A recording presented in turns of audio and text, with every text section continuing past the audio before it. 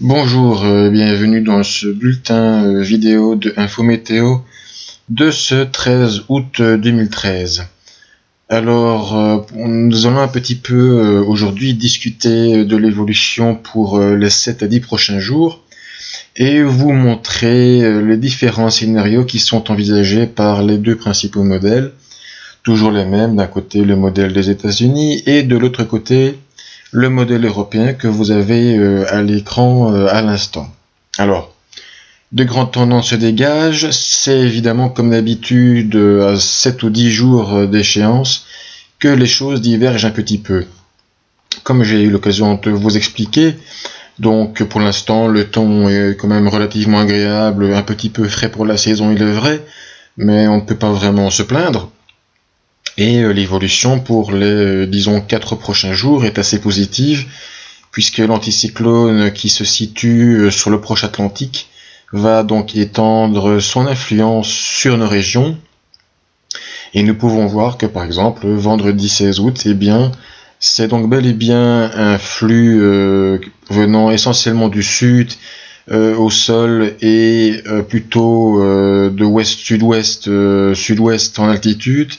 qui viendra nous atteindre, et donc inévitablement à ce moment-là les températures qui sont aujourd'hui actuellement d'une vingtaine de degrés monteront vers 25-27 degrés. Donc ça c'est un petit peu ce qui est prévu pour l'instant. Alors ensuite, eh bien, ce qui va se passer, c'est qu'une dépression va venir se positionner donc sur les îles britanniques, et le flux qui à ce moment-là était avant au sud-ouest, eh bien, va basculer nettement plus, comme vous pouvez le constater, donc au nord-ouest, que ce soit au ouest-nord-ouest, que ce soit au sol ou en altitude. Et évidemment, au lieu donc d'avoir une masse d'air venant essentiellement des Açores, nous allons avoir une masse d'air qui vient, comme vous pouvez le constater, beaucoup plus au nord, et donc nous perdrons clairement quelques degrés. C'est après que tout va un petit peu se compliquer, puisque en fait un nouvel anticyclone va apparaître, vous le voyez ici, donc sur le proche Atlantique, et donc la question est de savoir comment il va évoluer. Alors le modèle européen, lui, par exemple,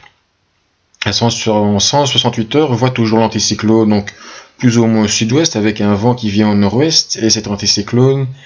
va ensuite se positionner essentiellement sur les îles britanniques, comme vous pouvez le constater. Donc il va se positionner ici avec un vent qui viendrait du nord, nord-est plus ou moins, et donc on reviendrait en fait à une situation un petit peu comme début juillet ou mi-juillet, avant les fortes chaleurs, c'est-à-dire un anticyclone sur les îles britanniques avec une garantie d'un temps encore assez ensoleillé, mais modérément chaud, parce qu'un vent qui vient du nord ou du nord-est n'est pas très très chaud en général. Et donc, comme l'avait expliqué d'ailleurs très très bien Thierry, le mois de juillet a été, bon, c'est vrai, relativement chaud, mais le vent moyen est essentiellement du nord à nord-est. Et donc ça montre très très bien que finalement, malgré l'ensoleillement assez fort, eh bien les températures, même si elles étaient assez élevées, n'ont pas non plus été vraiment exceptionnelles. Ça c'est le modèle européen. Alors le modèle des États-Unis, lui, il va avoir un comportement avec cet anticyclone là un petit peu différent. Donc si je supprime et que je fais évoluer les modèles des États-Unis, donc voilà. Encore une fois, le passage en vent de nord-ouest qui va apparaître, donc la fameuse dépression que vous voyez ici, eh bien, donc va venir se positionner sur les îles britanniques, et donc toujours ce vent de nord-ouest qui nous arrivera en fin de semaine et début de semaine prochaine, et puis l'anticyclone qui est donc situé sur l'Atlantique, donc qui va se rapprocher. Seulement voilà, cet anticyclone-là, au lieu de venir se positionner sur les îles britanniques, il va beaucoup plus vite évoluer vers le continent, et à 240 heures, eh bien, on va le voir se positionner sur le continent, donc, avec une masse d'air nettement plus chaude. Donc, au lieu d'avoir un vent de nord à nord-est avec l'anticyclone donc positionné sur les îles britanniques, lui sur le modèle des États-Unis, il va beaucoup plus se déplacer vers le continent, et donc le flux de sud sera beaucoup plus prononcé. Et donc, c'est inévitable à ce moment-là. Au lieu d'avoir finalement donc une masse d'air relativement modérément chaude, eh bien, on voit très bien que la masse d'air sera nettement plus chaude sur le modèle des États-Unis. Et alors, ce qui est assez étonnant, c'est de voir finalement que de toute façon va venir se positionner donc vers le 20 août en général une masse d'air ici. Je vais bien la dessiner, la masse d'air qui est ici, sur l'Espagne. Alors sur le modèle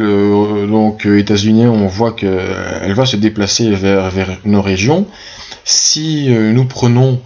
le modèle des États-Unis, alors les choses sont un petit peu différentes en fait.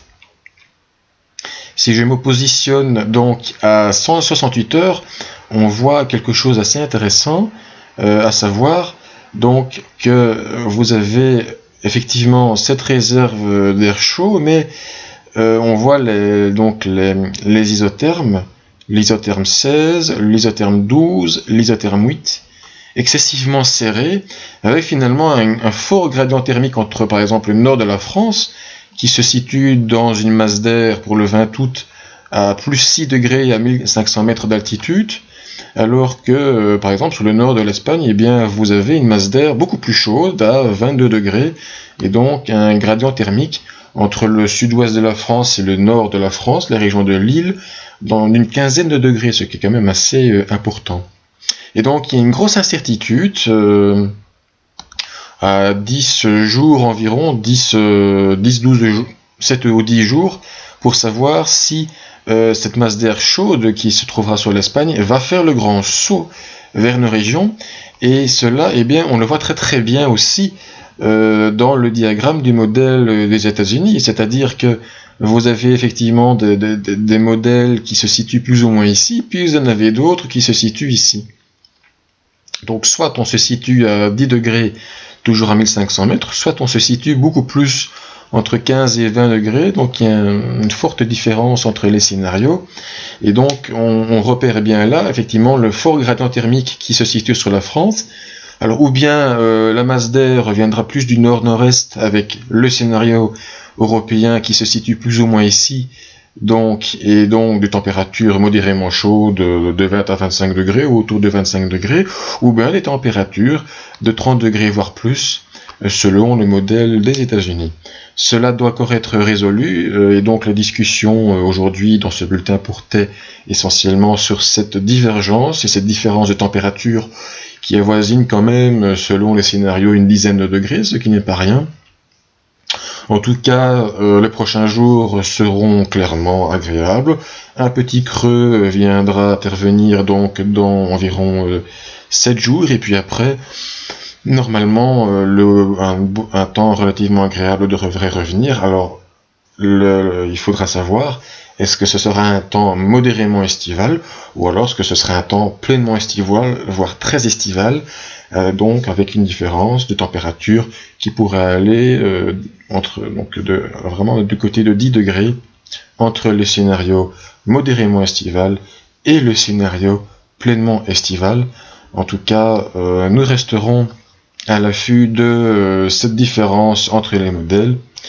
et nous espérons que de toute façon ce temps un petit peu estival nous amènera à